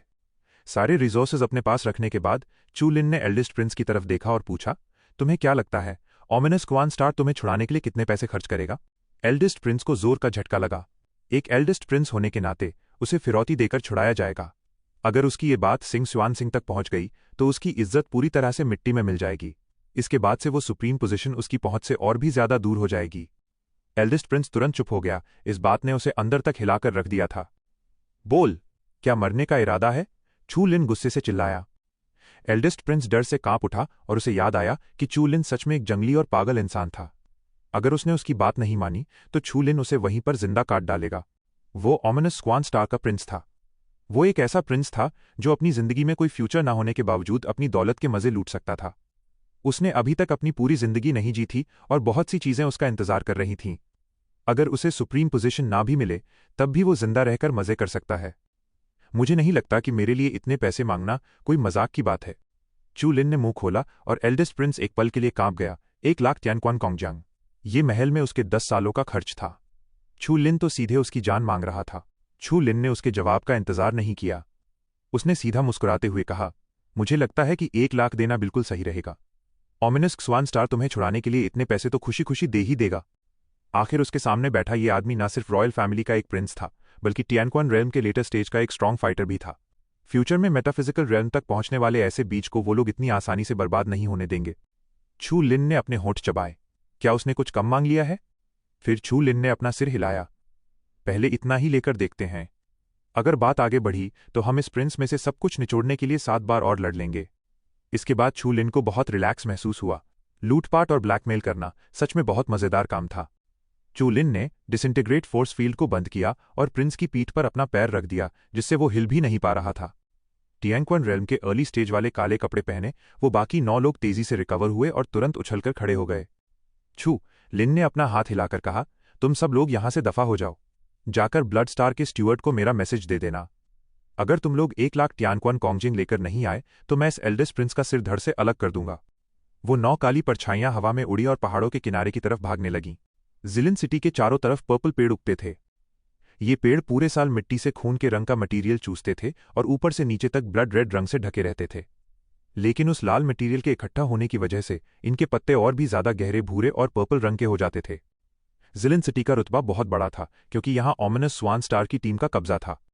जिलिन सिटी में रहने वाली बाकी प्लैनेट टीम्स या बड़ी फोर्सेस की यहां अकड़ दिखाने की कोई हिम्मत नहीं थी।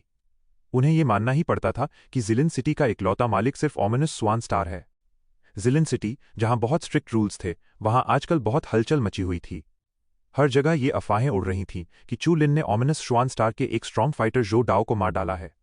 खबर रखने वाली कुछ फोर्सेस को इसके बारे में पहले से पता था। ऑमिनस स्वान स्टार ने चू लिन को घेरने और मारने के इस मिशन को बहुत सीरियसली लिया था। यहां तक कि उन्होंने अपने एक मशहूर बायोमेडिकल मास्टर शैडो हैंड को भी भेजा था। शैडो हैंड का पूरा शरीर अजीबोगरीब एबिलिटी से भरा हुआ था और उसकी कॉम्बैट पावर किसी भी आम लेट टियानक्वन स्टेट वाले फाइटर से कहीं ज्यादा थी। यहां तक कि अगर उसका सामना टियानक्वान स्यूडो स्वान से भी हो जाए तब भी शैडो हैंड अपनी अजीब एबिलिटी के दम पर उसे अच्छी टक्कर दे सकता था। जिलिन सिटी के वॉरियर्स की नज़र में इस बार चू लिन का मरना पूरी तरह से तय था। शैडो हैंड और प्रिंस टियानक्वान अर्ली स्टेज की एक छोटी टीम के साथ मिलकर एक बॉम्बार्डमेंट अरे बना सकते थे। ये कहना मुश्किल था कि अपनी मेंटल एबनॉर्मैलिटी की वजह से चू लिन के पास टियानक्वान स्टेट के लेटर पीरियड जैसी फाइटिंग पावर थी। अगर वो टियानक्वान रेल्म के लेटर स्टेज में प्रमोट हो भी जाता तब भी उसके बचने का कोई चांस नहीं था। जिलिन सिटी में ये गर्मागर्म चर्चा 10 दिनों से भी ज्यादा समय तक चलती रही। वो सब शैडो हैंड के जिलिन सिटी वापस लौटने का इंतजार कर रहे थे, लेकिन जब उन्हें कोई रिजल्ट नहीं मिला तो बहुत से लोग हैरान रह गए। कुछ समझदार लोग इसके पीछे का मतलब भी सूंघ चुके थे। समय बीतने के साथ जिलिन सिटी का माहौल और भी ज्यादा लाइवली होता जा रहा था। आखिर कोई भी हमेशा के लिए ऑमिनस स्वान स्टार के पैरों तले दबकर नहीं रहना चाहता था। हम सब ब्लड डीमंस हैं तो तुम हमेशा हमसे बेहतर कैसे हो सकते हो? धड़ाम। शोर शराबे के बीच 9 बुरी तरह से हारी हुई परछाइयां आसमान से गिरीं और जिलिन सिटी के सेंटर की तरफ भागने लगीं। लोगों ने तुरंत पहचान लिया कि ये 9 लोग उसी टीम के मेंबर्स थे जो यहां से लड़ने गए थे।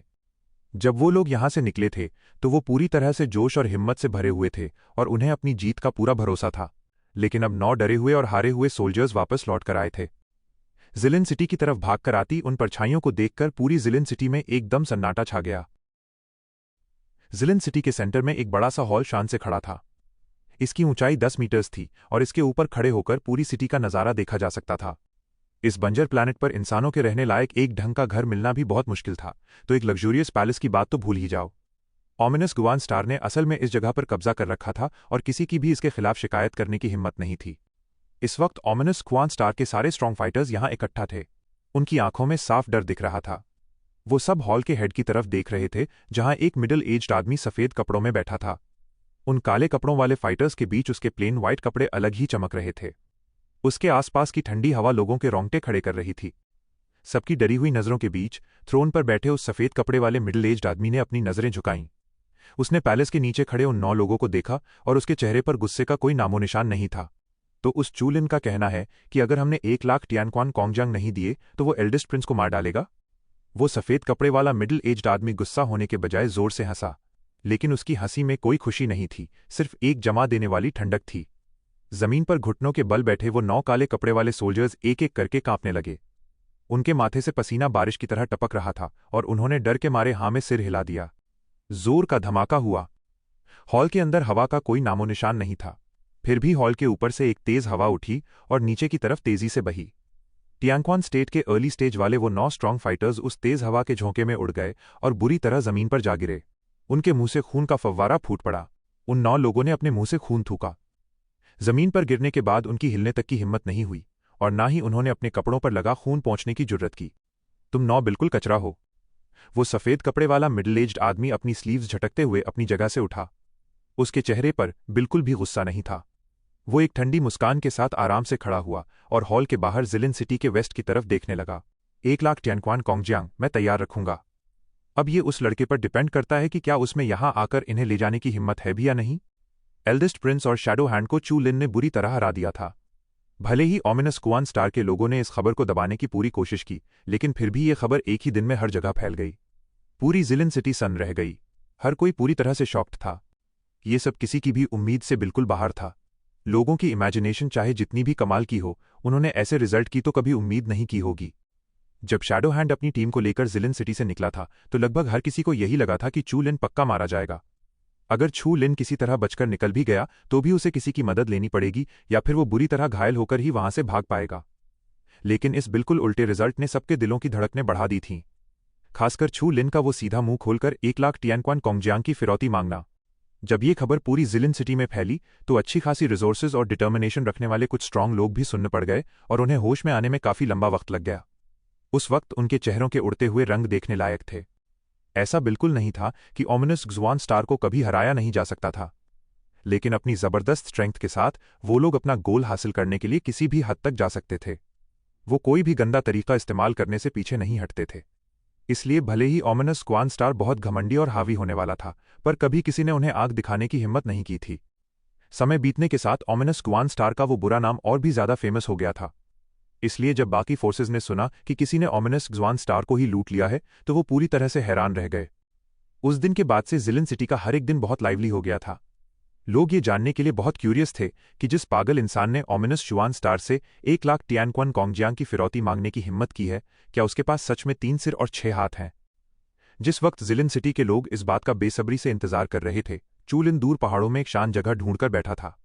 अपने हाथों में टियानक्वन कोंगजियांग पकड़े हुए वो उसे तेजी से अब्जॉर्ब करके अपनी बॉडी में ट्रांसफॉर्म कर रहा था। वो ग्रेपफ्रूट के साइज का टियानक्वन जेली किसी आग के गोले की तरह जल रहा था। उस क्लॉट में से लगातार जीन एनर्जी टूटकर बाहर निकल रही थी और फिर सीधे चू लिन की बॉडी के अंदर घुस रही थी। जीन एनर्जी का वो सैलाब लगातार चू लिन के वेन्स और एक्यूपॉइंट्स में घुस रहा था। अगर कोई आम इंसान इस तरह से टियानक्वन कोएगुलेटेड प्लाज्मा को डाइजेस्ट करने की कोशिश करता तो हाई कॉन्सेंट्रेशन वाली एनर्जी से उसकी बॉडी के चैनल्स पूरी तरह से जलकर खाक हो जाते। लेकिन एनर्जी की ये कॉन्सेंट्रेशन चू लिन के लिए बिल्कुल भी खतरा नहीं थी। जीन पैनल तुरंत एक्टिव होकर सामने आ गया। वो चू लिन के हाथ पैरों और पूरे शरीर की हड्डियों में जमा हो रही उस एनर्जी को डिसॉल्व करने लगा और चू लिन का ऑरा तेजी से बढ़ने लगा। 20,000 यूनिट्स टियानक्वन कोंगजियांग बहुत जल्दी गायब हो गया। चू लिन ने अपने होठों पर जीभ फेरी। अब टियानक्वन के लेटर स्टेज तक पहुंचने के लिए सिर्फ 1/4 दूरी बाकी थी। ओमिनस शुआन स्टार का वो 1 लाख टियानक्वन कोंगजियांग तो उसे हर हाल में चाहिए ही था, लेकिन उससे पहले एक काम अभी भी निपटाना बाकी था। चू लिन अपनी जगह से खड़ा हुआ। पत्थर के नीचे बंधा हुआ एल्डेस्ट प्रिंस डर के मारे कांपते हुए जाग गया। भले ही इन कुछ दिनों में उसके साथ कोई बुरा बर्ताव नहीं हुआ था, लेकिन उसे ना तो पानी की एक बूंद मिली थी और ना ही अन्न का एक दाना। हमेशा ऐशो आराम में रहने वाले एक प्रिंस के लिए ये किसी नर्क से कम नहीं था। और तो और उसने कई दिनों से नहाया भी नहीं था। उसे तो खुद अपनी बॉडी से पसीने की खट्टी बदबू आने लगी थी। चू लिन, मैं तुम्हें सलाह देता हूं कि मुझे जाने दो। एल्डेस्ट प्रिंस का गला पूरी तरह सूख चुका था। उसने अपना थूक निगलने की कोशिश की, लेकिन उसके गले के अंदर थूक के बजाय सिर्फ रेत गई। चू लिन ने उसकी तरफ देखा भी नहीं। ये प्रिंस पिछले कई दिनों से लगातार चिल्ला रहा था। शुरू में उसने बार बार गालियां दी, फिर धीरे धीरे उसकी आवाज कम होने लगी और अब तो उसने गालियां देना भी छोड़ दिया था। चू लिन किसी लकड़ी के ठूंठ की तरह था, उसे कुछ भी कहना एकदम बेकार था। चू लिन चलते हुए उस बायोमेडिकल मास्टर शैडो हैंड के पास पहुंचा। कई दिनों तक सूखने के बाद शैडो हैंड के शरीर से वो सांप के स्केल्स पूरी तरह से झड़ चुके थे। अब वो बिना स्किन वाला एक ऐसा अजीब जानवर लग रहा था जिसके सारे मसल्स बाहर से ही दिखाई दे रहे थे। ये नज़ारा बहुत ही खौफनाक और भयानक था। चू लिन ने अपनी आंखें हल्की सी खोलीं। वो कोई बायोलॉजी का एक्सपर्ट नहीं था। इस तरह का खौफनाक नज़ारा देखकर उसे भी थोड़ी अजीब सी फीलिंग आ रही थी। उसका हाथ हवा में ही रुक गया। एल्डेस्ट प्रिंस ने अपना सिर बाहर निकाला और वो काफी हैरान था। ये लड़का आखिर करना क्या चाहता है? शैडो हैंड को मरे हुए कई दिन हो चुके थे। क्या अब उसका कोई और इस्तेमाल भी बाकी था? Gene extraction. गड़गड़ाहट की आवाज आई। शैडो हैंड का वो एनर्जी एसेंस जीन पैनल के जरिए बाहर निकाला गया। इसके बाद हरे रंग के लाइट क्लस्टर्स एक एक करके चू लिन के अंदर समाने लगे। Gene panel pops up news congratulates the host to get the blood of the withered soil. 3-dimensional attributes have been slightly improved. Chu Lin. Physical strength 7,232. Strength 9,832. Mental power 12,934. चू लिन ने अपना हाथ उठाया और उसकी हथेली से थोड़ी सी विदरिंग फोर्स बाहर निकलने लगी। शायद उसके ब्लड ने अभी अभी इसे अपनाना शुरू किया था, इसलिए ये विदरिंग पावर बहुत ही कमजोर थी। अगर एक्सप्लोजिव पावर की बात करें तो ये डार्क इन्फ्लेमेशन जितनी दमदार नहीं थी, लेकिन अब्लेशन और डिकॉम्पोजिशन के मामले में ये वैनिशिंग पावर जितनी ही कमाल की थी। जब से चू लिन ने टियानक्वन रेल में कदम रखा था, ब्लड से मिलने वाली मदद उसके लिए लगातार कम होती जा रही थी। चू लिन ने धीरे से बुदबुदाते हुए कहा, सुना है कि बॉडी के अंदर बचा हुआ ब्लड मेटाफिजिकल रेल में प्रमोट होने के बाद सुपरनैचुरल पावर्स में बदल जाता है।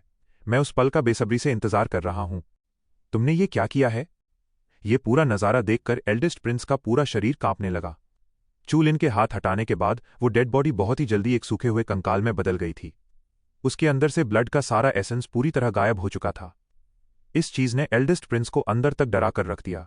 Shadow hand heaven and earth के नेचर को छीन लेता था। अर्थली पाइथन के साथ जुड़ना वैसे ही बहुत खौफनाक था, लेकिन चू लिन ने तो सीधे एक लाश को ही चूस लिया था।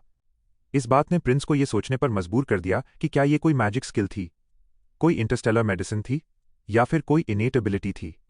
क्या वो मुझे भी चूस लेगा? एल्डेस्ट प्रिंस बुरी तरह कांप उठा और उसके अंदर एक अजीब सी घबराहट दौड़ गई। वो चू लिन से दुश्मनी मोल लेने का रिस्क बिल्कुल नहीं उठा सकता था। उसे अब पछतावा हो रहा था कि इन दिनों उसने बार बार चू लिन की बेइज्जती की थी। कहीं चू लिन उसके मन में कोई खुन्नस तो नहीं पाल कर बैठ गया। जिलिन सिटी इन दिनों ब्लड स्टार के ईस्ट में सबसे ज्यादा ध्यान खींचने वाली जगह बन गई थी। जब ओमिनस शुआन सिंह और चू लिन की खबर बाहर आई तो ये चौंकने वाली बात कमाल की स्पीड से हर तरफ फैल गई। इस तरह की भारी खबर ने बिना किसी शक के बहुत से लोगों का इंटरेस्ट जगा दिया था। बहुत सारे भटके हुए लोग जिलिन सिटी में उस लड़के को देखने आ रहे थे जिसने ओमिनस क्वान स्टार के सिर पर पैर रखने की हिम्मत की थी। इस कदम ने जिलिन सिटी की पॉपुलैरिटी को आसमान पर पहुंचा दिया था। शहर के सारे लोग उस पल का बेसब्री से इंतजार कर रहे थे जब चू लिन जिलिन सिटी पहुंचेगा। 2 दिन शांति से बीत गए। कुछ लोग कंफ्यूज्ड थे और कुछ एक्साइटेड। बहुत से लोगों को लगा कि चूलिन सिर्फ सनसनी फैला रहा है, जबकि बाकी लोग उम्मीद कर रहे थे कि चूलिन उस मशहूर ओमिनस स्वान सिंह को एक कड़ा सबक सिखाएगा। मामला गर्माता जा रहा था और जिलिन सिटी का माहौल और भी ज्यादा टेंस हो रहा था। मेन हॉल के अंदर सफेद कपड़ों में एक मिडिल एज्ड आदमी अकेला शान से बैठा था। उसकी पतली उंगलियां थ्रोन के आर्मरेस्ट पर हल्के से टैप कर रही थीं। उस खुले हॉल में गूंजती वो साफ आवाज लोगों को इतना डरा रही थी कि किसी की कुछ बोलने की हिम्मत नहीं हो रही थी। उस सफेद कपड़े वाले मिडिल एज्ड आदमी के नीचे जिलिन सिटी के सारे स्ट्रांगमैन इकट्ठा थे, लेकिन 2 लीडर्स की कुर्सियां खाली थीं। एक जगह एल्डेस्ट प्रिंस की थी और दूसरी शैडो हैंड की। पहला शख्स ओमिनस क्वान स्टार की रॉयल फैमिली का चेहरा था और दूसरा उस स्टार की सबसे कीमती दौलत। एक आम मार्शल आर्टिस्ट के मुकाबले एक मेडिकल मास्टर को ट्रेन करना कहीं ज्यादा मुश्किल काम था। लॉर्ड, 4 दिन हो गए।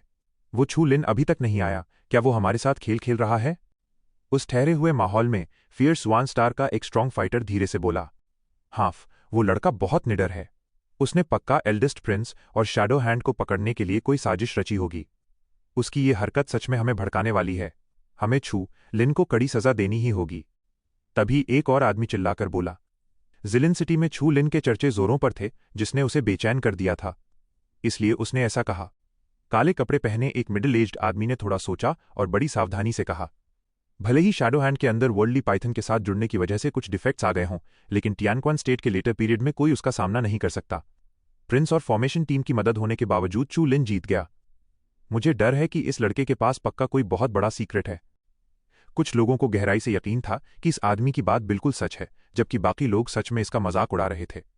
ब्लडी अरीना में छू लिन के कारनामे कोई छुपी हुई बात नहीं थे। समझदार लोग थोड़ी सी इन्वेस्टिगेशन के बाद ही काफी सारी इन्फॉर्मेशन निकाल सकते थे। चू लिन के पास कमाल की अपॉर्चुनिटीज और कई तरह के तरीके थे, लेकिन रेल्म हमेशा से उसकी सबसे बड़ी कमजोरी रहा था। ऐसे इंसान से निपटने के लिए हमें अपनी पूरी ताकत लगा देनी चाहिए और उसे पीट पीट कर मार डालना चाहिए, नहीं तो उससे बचना नामुमकिन हो जाएगा। अब फियर्स क्यूआन स्टार और चू लिन काफी समय से एक दूसरे के पक्के दुश्मन बन चुके हैं। बेहतर यही होगा कि सीधा उसे जान से मारने का तरीका ढूंढा जाए। चाहे जो भी चर्चा हो रही हो, आखिर में सबकी नजरें डिसीजन मेकिंग पर आकर टिक गईं। सफेद कपड़ों वाले मिडिल एज्ड आदमी ने धीरे से अपना मुंह खोला। अब जब ये बात पूरी दुनिया में फैल चुकी है, तो हमारे फियर्स स्वान स्टार की इज्जत को बहुत भारी नुकसान पहुंचा है। वो लड़का आए या ना आए, ओमिनस क्वान सिंह को उसे मारना ही होगा। मैं खुद जाकर उसे मारूंगा। मैं उसकी लाश को जिलिन सिटी के गेट पर लटका दूंगा, ताकि सारे बदमाशों को पता चल सके कि हमारे फियर्स शुआन स्टार से पंगा लेने का अंजाम क्या होता है। ये बात सुनते ही मामला उसी वक्त तय हो गया। अब पीछे हटने का कोई सवाल ही नहीं था। छू लिन का मरना तय था। आप फिक्र मत कीजिए लॉर्ड, मैं सिटी गार्ड को पेट्रोल करने के लिए कहूंगा। अगर वो लड़का छू लिन यहां आने की हिम्मत करता है, तो चाहे किसी की भी लापरवाही हो, उसे टावर पर लटकाकर 10 दिनों तक धूप में सूखने के लिए छोड़ दिया जाएगा। चिंता मत कीजिए, हम सब पूरी तरह से तैयार हैं, बस उस छू लिन के आने का इंतजार है। सिर्फ एक आदमी थोड़ा शक में था और उसने पूछा, लॉर्ड, जनरल चैंग अभी भी साउथ में हैं। क्या हमें सीक्रेट लेटर भेजकर उन्हें वापस बुलाने की जरूरत है? लॉर्ड ने अपना हाथ हिलाया। नहीं, जनरल चैंग अपनी जिम्मेदारियों के साथ बाकी लोगों से ब्लडी स्टोन्स के लिए लड़ रहे हैं। उन्हें इन छोटी मोटी बातों के लिए परेशान मत करो। और तो और, मैं खुद ये जानने के लिए बहुत क्यूरियस हूं कि उस चू लिन नाम के लड़के के पास ऐसा क्या है। मैं खुद जाकर उससे मिलूंगा। लॉर्ड की आंखों की उस ठंडक को देखकर लोगों की रूह कांप उठी। लॉर्ड सच में बहुत गुस्से में थे।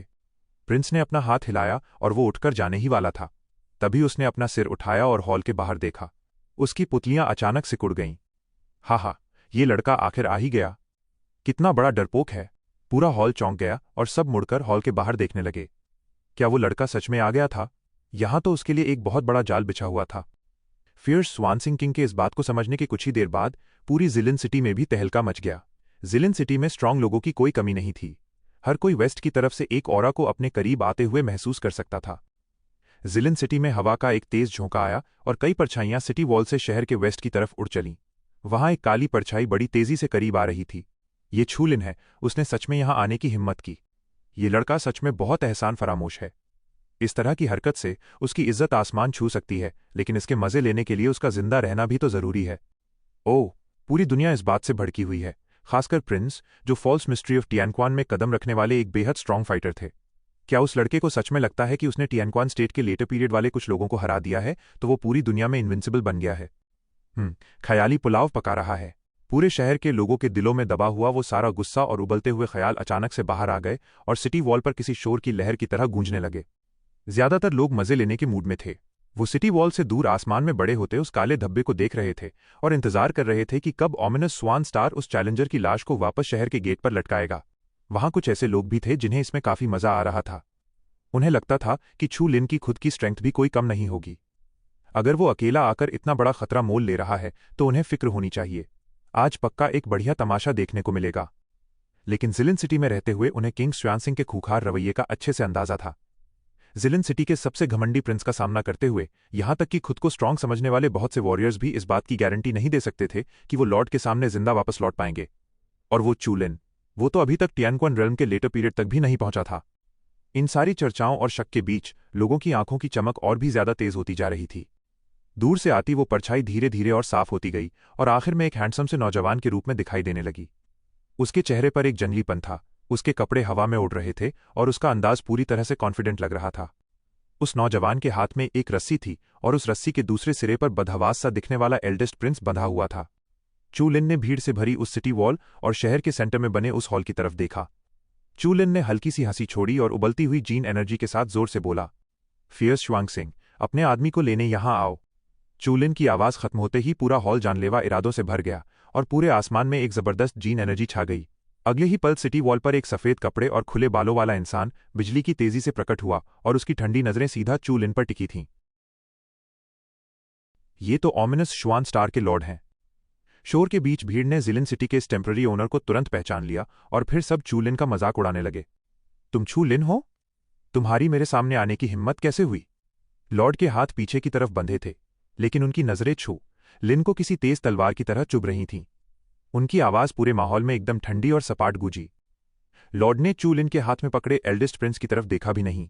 वो एक लूजर था जो उनके ध्यान के लायक भी नहीं था। चू लिन की नजरें भी सफेद कपड़े पहने उस आदमी पर टिकी थीं। सामने वाले की बॉडी में हो रहे एनर्जी फ्लक्चुएशन को देखकर चू लिन की आंखें फड़क उठीं। ये फियर्स क्युआन स्टार सच में कोई मामूली जगह नहीं थी। इस लेजेंडरी किंग ने वाकई में टियानक्वान के लेटर पीरियड को पार कर लिया था। अब वो पक्का एक स्ट्रॉन्ग स्यूडो श्वानश्वान बन चुका था। खासकर किंग की बॉडी पर चमकने वाला वो लस्ट्रस ग्लेज एल्डेस्ट प्रिंस के धर्मा सोर्स जैसा ही लग रहा था, लेकिन वो उससे कहीं ज्यादा कंप्लीट और सॉलिड था। ये सच में असली सोर्स ऑफ धर्मा बॉडी था। वहां मौजूद पूरी भीड़ के सामने छू लिन हल्का सा हंसा और लॉर्ड की तरफ हाथ हिलाते हुए बोला, बकवास मत करो, मुझे मेरा टियानक्वान कोंगजियांग चाहिए। सन्नाटा छा गया। सारा शोर एकदम से दब गया और सबकी नजरें उन दोनों पर टिक गईं। किंग की बॉडी से निकलने वाली ठंडी हवा और तेज हो गई और उनके चेहरे पर एक हल्की सी खौफनाक मुस्कान आ गई। लोगों ने अपनी सांसें रोक लीं। उन सबको पता था कि आज पक्का एक जबरदस्त तमाशा देखने को मिलेगा। मौसम वैसे भी ऑटम का था और अब हवा का टेम्परेचर 10 डिग्री से भी ज्यादा गिर चुका था। लोगों को बस भयंकर ठंड लग रही थी और वो कांप रहे थे। ईविल स्वान स्टार के लॉर्ड ने हवा में कदम रखा और अपनी ठंडी नजरों से चू लिन को ऊपर से नीचे तक घूरा, जैसे वो चू लिन के आर पार देख लेना चाहते हों। लेकिन चू लिन ने ईविल स्वान किंग की उस खौफनाक नजर के सामने अपनी पलक तक नहीं झपकाई और मुस्कुराते हुए बोला, क्या तुम्हारे लिए 1 लाख टियानक्वान कोंगजियांग देना इतना मुश्किल काम है? चू लिन, इंसान को हमेशा अपने बचने का एक रास्ता खुला रखना चाहिए। तुम इतने बेखौफ हो गए हो, क्या तुम्हें डर नहीं लगता कि फ्यूचर में तुम्हें दफनाने के लिए कोई जगह भी नहीं मिलेगी? ईविल स्वान स्टार के लॉर्ड ने ठंडी आवाज में कहा। चू लिन ने अपने कंधे उचकाए और अपना हाथ उठाया। रस्सी में बंधा एल्डेस्ट प्रिंस दर्द से कराह उठा। तुम्हें सिर्फ 1 मिनट देता हूं। मुझे 1 लाख टियानक्वान कोंगजियांग चाहिए। अगर 1 ग्राम भी कम हुआ तो मैं इस एल्डेस्ट प्रिंस को जान से मार दूंगा। वैसे भी ये प्रिंस तुम्हारे लिए कोई मायने तो रखता नहीं है, तो इसे इस ब्लड स्टार में मरने ही दो।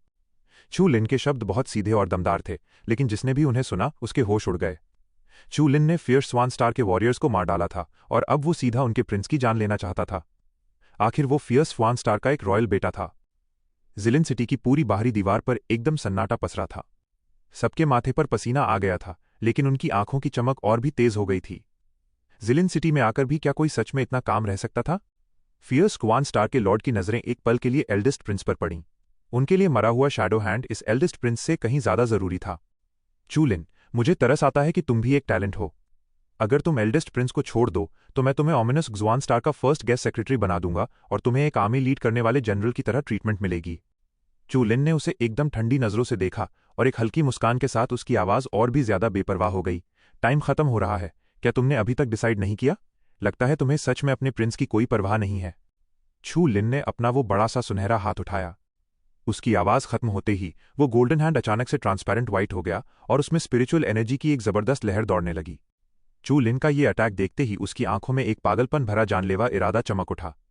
अब किसी को कोई शक नहीं था कि छू लिन किसी भी वक्त इस प्रिंस को सीधा कुचलकर मार सकता है। एल्डेस्ट प्रिंस का दिल डर के मारे जोर से धड़कने लगा। उसने ये अटैक पहले भी देखा था। इसी मूव ने शैडो हैंड को पूरी तरह पैरालाइज कर दिया था। वो उस सिल्वर थंडर से बचने या उसका सामना करने के लायक भी नहीं रहा था। एल्डेस्ट प्रिंस ने पागलों की तरह छटपटाना शुरू किया। उसकी आवाज बुरी तरह फट चुकी थी। अंकल हुआंग, मुझे बचाइए। खांसी। हवा में एक तेज गूंज हुई। वो हाथ जो धीरे धीरे ट्रांसपेरेंट हो चुका था, उसने एल्डेस्ट प्रिंस को जोर से जकड़ लिया। ओमिनस युआनसिंग का किंग अब और ज्यादा बर्दाश्त नहीं कर सका। हो सकता है उसे एल्डेस्ट प्रिंस पसंद ना हो, लेकिन वो रॉयल फैमिली की इज्जत को इस तरह मिट्टी में मिलते हुए नहीं देख सकता था। बस करो, मैं तुम्हें टियानक्वान कोंगजियांग दे रहा हूं। वो स्पिरिचुअल पाम अचानक रुक गई। अब वो एल्डेस्ट प्रिंस की बॉडी से सिर्फ 3 सेंटीमीटर्स की दूरी पर थी। चू लिन ने व्हाइट एम्परर की तरफ अपना हाथ बढ़ाया। पूरे 1,00,000 टियानक्वान कोंगजियांग निकालो। इसमें एक भी कम नहीं होना चाहिए। सफेद कपड़े पहने उस किंग ने एक गहरी सांस ली और अपना हाथ घुमाया। एक स्टोरेज बैग उड़ता हुआ चू लिन के पास गया। उस बैग के मुंह पर एक छोटा सा क्रैक था, जिसमें से तुरंत एक जबरदस्त जीन एनर्जी बाहर निकलने लगी। जिसने भी उस एनर्जी को महसूस किया, उसका पूरा शरीर रिलैक्स हो गया और उनकी स्पिरिट को एक हल्का सा झटका लगा। ईविल स्वान स्टार के लॉर्ड का दिल अंदर से जल रहा था। 1,00,000 टियानक्वान कोंगजियांग कोई छोटा मोटा अमाउंट नहीं था। अगर कंजूसी से भी इस्तेमाल किया जाए तो ये 20 से ज्यादा टियानक्वान बाउंड्री के फाइटर्स के लिए पूरे 1 साल तक चल सकता था। ओमिनस क्वान सिंह को भी इतने रिसोर्सेज इकट्ठा करने में बहुत लंबा वक्त लगा था। जब उसने याद किया कि शैडो हैंड मारा जा चुका है, तो सफेद कपड़ों वाले उस किंग के दिल में एक गहरी टीज उठी। उसने फिलहाल के लिए अपना गुस्सा पी लिया और बस एक सही मौके का इंतजार करने लगा। छू लिन ने अपनी आंखें हल्की सी सिकोड़ी। अपनी एबिलिटी के दम पर वो एक नज़र में ही स्टोरेज बैग के अंदर का मटीरियल महसूस कर सकता था। उसने एक मोटा मोटा अंदाजा लगाया और देखा कि ये उसकी डिमांड के बिल्कुल बराबर था। इसके बाद उसने हल्के से अपना सिर हिलाया। चू लिन ने एल्डेस्ट प्रिंस को सफेद कपड़े वाले किंग की तरफ उछाल दिया और जाते जाते उसकी पीठ पर एक जोरदार थप्पड़ रसीद कर दिया। फट! एल्डेस्ट प्रिंस के मुंह से खून का एक फव्वारा बाहर निकल पड़ा। छू लिन ने उस प्रिंस की तरफ पलटकर भी नहीं देखा। वो मुड़ा और सीधे आसमान की तरफ उड़ गया। हा, तुम्हारी इस खातिरदारी के लिए शुक्रिया। आज मैं बहुत सैटिस्फाइड हूं। अगर फ्यूचर में कोई मौका मिला तो मैं फिर से जरूर आऊंगा। सफेद कपड़ों वाले किंग ने अपनी स्लीव झटकी और एल्डेस्ट प्रिंस को पकड़ लिया। फिर उसने बिना ये सोचे कि वो जिंदा है या मर गया, उसे सीधा शहर के अंदर फेंक दिया। अगर वो रॉयल फैमिली का एल्डेस्ट सन ना होता तो वो उसे अपनी तलवार से वहीं काट डालता। उसके पास अपना गुस्सा निकालने की कोई जगह नहीं थी, इसलिए वो बस नफरत में चिल्ला उठा। लड़के, क्या तुझे लगता है कि ओमिनस जुआन स्टार का टियानक्वान कोंगजियांग लेकर जाना इतना आसान है? अगर मैंने आज तुझे भागने दिया तो भला मैं जिलिन सिटी में मुंह दिखाने लायक कैसे रहूंगा? सफेद कपड़ों वाले किंग का चेहरा गुस्से से लाल हो चुका था। वो आज सच में छू लिन पर बुरी तरह भड़क चुका था। जब से ईविल स्वान स्टार ने जिलिन सिटी पर कब्जा किया था, ये पहली बार था जब किसी ने उसकी इतनी बड़ी बेइज्जती की थी। शुआ! चू लिन अभी 10 मीटर्स दूर ही उड़ा था कि उसके पीछे अचानक जीन एनर्जी की कई तेज लाइट वेव्स नीचे गिरने लगीं। आसमान और जमीन पूरी तरह से रोशन हो गए और कई लाइट कॉलम्स एक दूसरे से जुड़कर सीधा चू लिन की तरफ बढ़ने लगे। जोर का धमाका हुआ। दर्जनों लाइट कॉलम्स ने एक अजीब सा घेरा बना लिया था, जिसने चू लिन को हर तरफ से लॉक कर दिया। वो सारे लाइट पिलर्स आपस में जुड़ गए और वहां एक भारी भरकम लाइट कर्टन खड़ा हो गया। फॉर्मेशन। लोग खौफ में थे। चू लिन को रोकने के लिए फियर्स जुआन स्टार ने किसी भी कीमत पर अपना अरे फिर से खोल दिया था। इस अरे को एक चाल में नहीं बनाया जा सकता था। इसे अपनी मर्जी से इस्तेमाल नहीं किया जा सकता था। खासकर स्काई स्पिरिट लॉक लाइट अरे को चलाने के लिए 15 टियानक्वान एक्सपर्ट्स की जरूरत होती थी और इसमें लगभग 10,000 टियानक्वान कोंगजियांग को पानी की तरह बहाया जाता था। पिछली बार स्काई स्पिरिट लॉक लाइट अरे ने टियानक्वान स्यूडो मिस्ट्री के एक स्ट्रॉन्ग फाइटर को फंसा लिया था और लॉन्ग रेंज बॉम्बार्डमेंट करके उसे पूरी तरह खत्म कर दिया था। पहले चाहे किसी ने कुछ भी सोचा हो, लेकिन इस पर्ल सिटी वॉल पर मौजूद हर इंसान के दिमाग में सिर्फ एक ही बात थी कि अब चू लिन का मरना पूरी तरह से तय है।